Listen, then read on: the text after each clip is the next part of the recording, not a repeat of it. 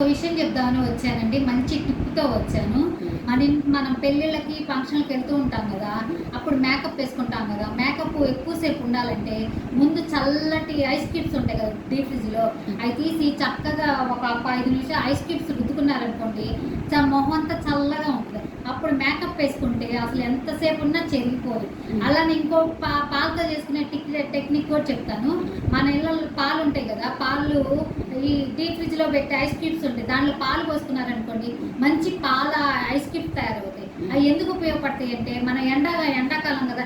ఎండ నుంచి ఇంటికి వచ్చినప్పుడు మొహం అంతా కమిలిపోయి నల్లగా అవుతుంది కదా! ఈ ఐస్ క్యూబ్స్‌తో మొహం అంతా ఒక్కసారి బాగా రుద్దారనుకోండి, ఆ పాలల్లో ఉండే తేమ మొహానికి ఉండి చక్కగా నలుపు అనేది కమిలిపోవడం అంతా పోతుంది. నల్ల వలయాలు కూడా పోతూ ఉంటాయి. అసలుకి ఆ పాల క్యూబ్స్‌ని ఒకసారి ట్రై చేయండి. అది ఎట్లా చేయాలంటే, మన ఐస్ క్యూబ్స్ తయారు చేసుకుంటాం చూడండి, అందులో పాలు పోసి పెడితే అయ్యే ఐస్ క్యూబ్స్ అయిపోతాయి. ఒకసారి ట్రై చేయండి. టిప్ చాలా బాగుంది. అంటే మనం బయట వేలకు డబ్బులు పెట్టి ఆ పౌడర్లు, క్రీములు కొనే కన్నా ఈ ఐస్ క్యూబ్స్ ఈ పాల ఐస్ క్యూబ్స్ ఒకసారి ట్రై చేయండి. ఎంతో బాగుంటుంది.